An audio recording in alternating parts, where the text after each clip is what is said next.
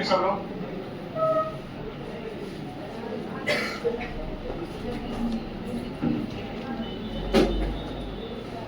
हिंदी का क्रमिक विकास आपको बताए थे। सबसे पहले क्या थी? हिंदी। सबसे पहले क्या था? संस्कृत। उसके बाद क्या है? पाली नहीं, पाली। उसके बाद क्या है? प्राकृत। उसके बाद क्या है? अपभ्रंश। अपभ्रंश का एक भाग था, क्या था? अवहट्ठ। ये भी अपभ्रंश का एक हिस्सा होता है, लेकिन थोड़ा सा अलग था, देहाती था, गंवार टाइप था, इसलिए अवहट्ठ हो गया। इसके बाद हमारा क्या बना?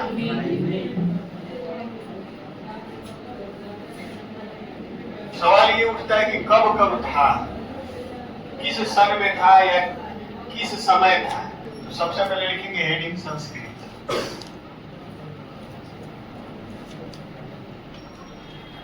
इसका समय लिखेंगे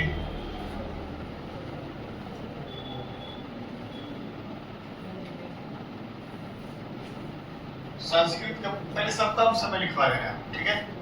संस्कृत का समय लिखिए 1500 ईसा पूर्व से 500 ईसा पूर्व, ठीक है। और दूसरा लिखेंगे पाली 500 ईसा पूर्व से सन 1 तक।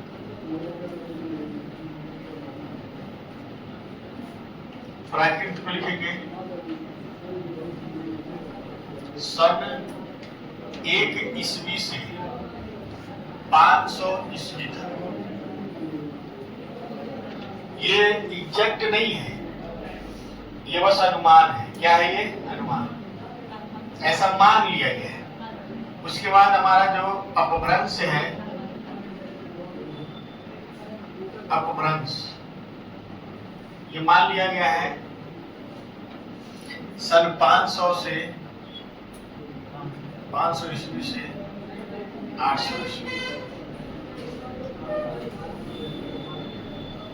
ठीक है। और अवहट्ठ को मान लीजिए सन 800 से 1000 या 1000 ईस्वी मान लीजिए। हिंदी को मान लीजिए ये 500 से शायद 900 है, ये 900 है, ये 900 से 1100, ठीक। और हिंदी को मान लीजिए 1100 ईस्वी से आगे।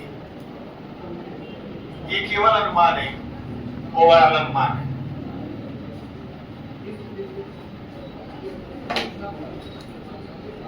पहले इतना लिखिए, फिर आगे लिखवा रहे हैं। ये समय का लाइन है। क्या ये? लाइन। ये है सन 1।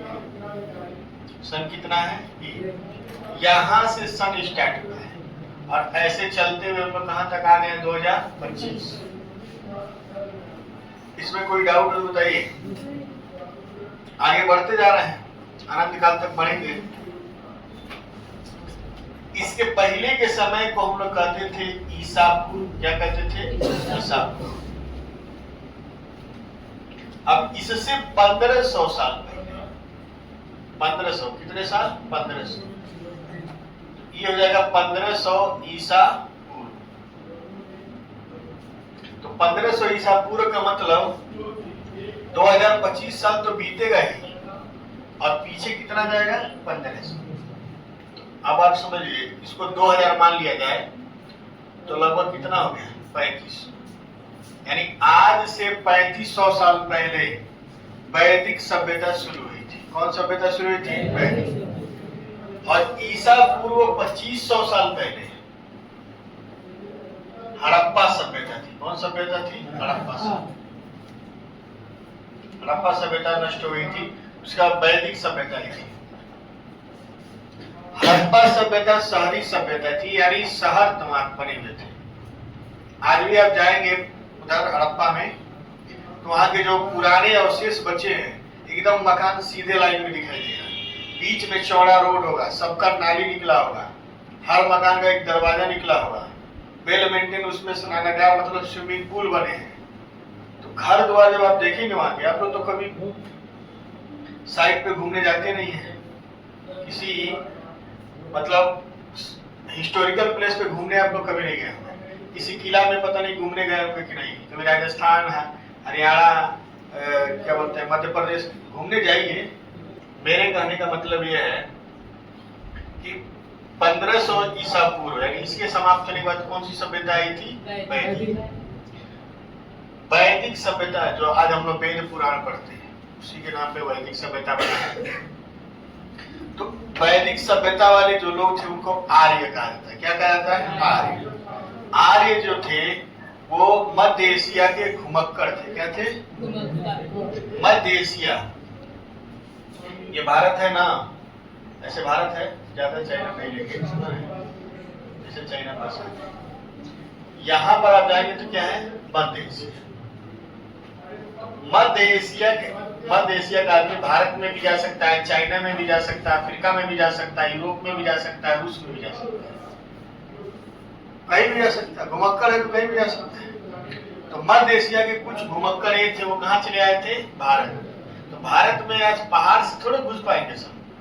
भारत में यहाँ जो भारत का ये नल्ला पाकिस्तान जो है, इसके बगल से पाकिस्तान ही भारत था उस समय, अफगानिस्तान भी भारत था। एक काराकोरम पर्वत श्रेणी से सब लोग आते थे। अब यहाँ पानी से कोई थोड़े अटैक करेगा। तो भारत में जितने भी आक्रमण होते थे सब किधर से होते थे? अफगानिस्तान और पाकिस्तान से। इधर ही से लोग आते थे और कोई रास्ता ही नहीं था आने का। सब पहाड़ से घिरा हुआ था और ये सब पानी से घिरा हुआ था, आने का कोई रास्ता नहीं। भारत आना है तो आपको काराकोरम दर्रे से आना पड़ेगा और अफगानिस्तान पाकिस्तान होते हुए आना पड़ेगा।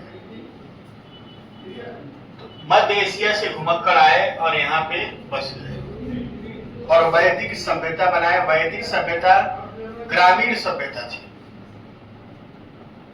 ठीक है, और बाकी सब है, पुरुष प्रधान है, तो इसमें लोहे का खोज हुआ था, ये सब आप लोग। इसी वैदिक सभ्यता से संस्कृत का उद्भव माना जाता है। तो संस्कृत का स्टार्ट कहां से माना गया है? 1500 ईसा पूर्व से। और संस्कृत भी दो तरह का संस्कृत रहा है, ठीक है। संस्कृत कितने प्रकार का है? दो प्रकार। पहला जो है वो वैदिक संस्कृत। कौन सा संस्कृत है? वैदिक संस्कृत। और दूसरा जो है वो क्या है? लौकिक संस्कृत। लौकिक संस्कृत लिखेंगे संस्कृत के संस्कृत भाषा के प्रकार, वैदिक संस्कृत और लौकिक संस्कृत। एक चीज और समझ लीजिए आप लोग, इसको हम लोग क्या कहते थे? आर्य भाषा। हिंदी को हम लोग क्या कहते थे? आर्य भाषा। तो पहले इसका विभाजन ऐसे होता था, प्राचीन आर्य भाषा, प्राचीन आर्य भाषा। दूसरा होता था मध्यकालीन आर्य भाषा। और तीसरा है आधुनिक आर्य भाषा।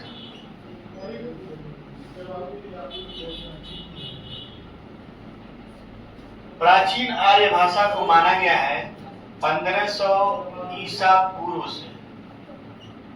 ईसा पूर्व से कितना मान सकते हैं? 500 ईसा। 500 ईसा मतलब इसमें आएगा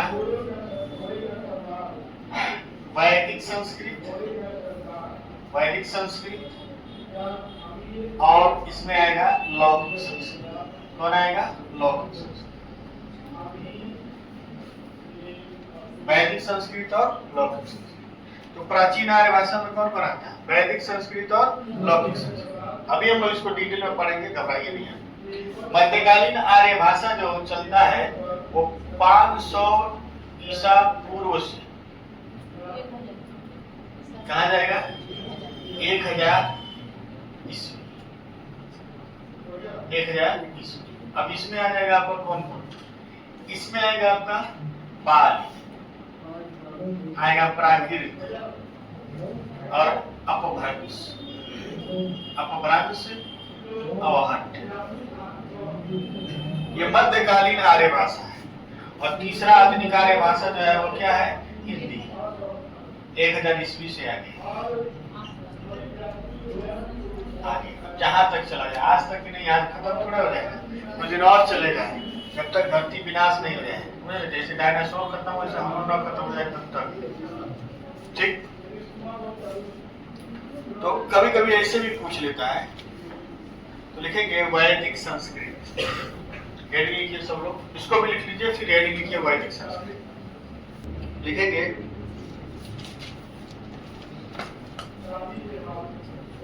वैदिक संस्कृत।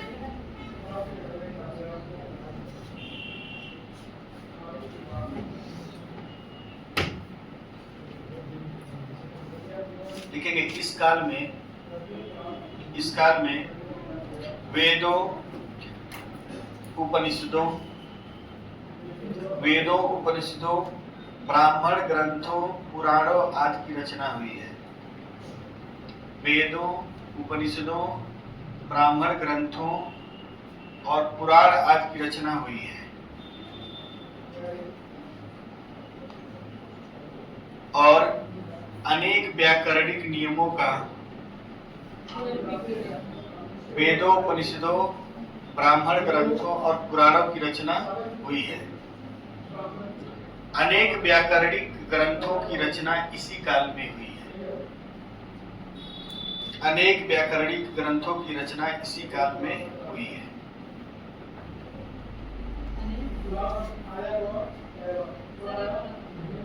अनेक व्याकरणिक ग्रंथों का रचना इसी काल में हुआ है।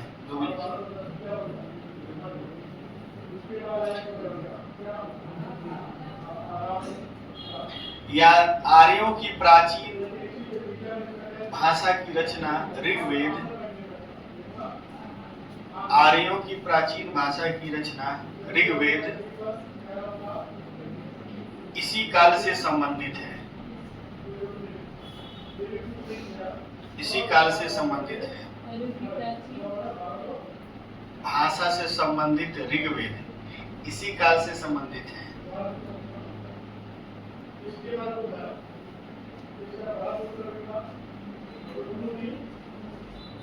इस समय के प्रमुख विद्वान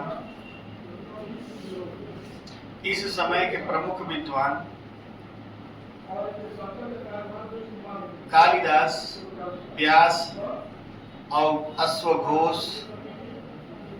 कालिदास, कालिदास, व्यास, अश्वघोष, पाणिनि, अश्वघोष, पाणिनि आप लोग जिसको कहते हैं वो होता है पाणिनि। क्या होता है? पाणिनि। दोनों छोटा ही होता है। पाणिनि,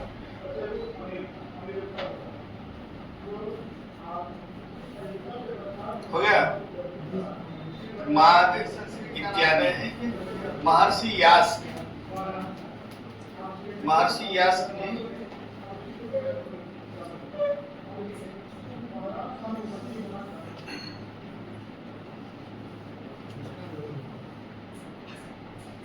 और पाणिनि ने दिया था।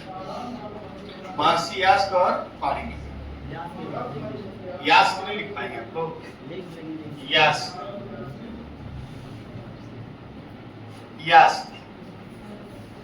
फैन बंद कर दें। करंट बंद कर दीजिए फैन। पीछे वाले बटन से आगे वाला फैन चलता है। चलिए लिखिए। वैदिक संस्कृत का दूसरा नाम छांदस है। वैदिक संस्कृत का दूसरा नाम छांदस। छोड़ दें आप लोग को? जाइए आप लोग पर, बाकी कल इसी के आगे पढ़ाएंगे। ठीक है।